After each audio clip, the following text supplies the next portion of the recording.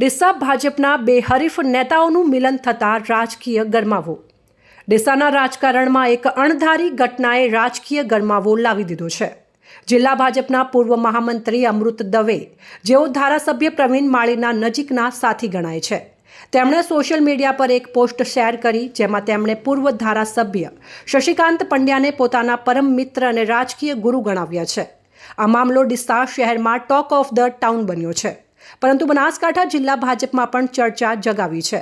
આ બાબત એટલા માટે વધુ મહત્વની બની જાય છે, જ્યારે ઘણા સમયથી પ્રવીણ માળી અને શશિકાંત પંડ્યા વચ્ચે રાજકીય ખેંચતાણ ચાલી રહી છે.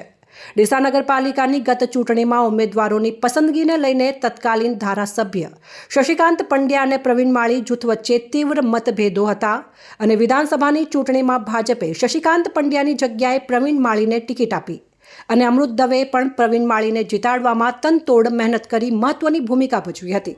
હવે અમૃત દવે અને શશિકાંત પંડ્યાનું આ મિલન આગામી ડીસા નગરપાલિકાની ચૂંટણી પર કેવી અસર કરે છે તે જોવાનું રહ્યું.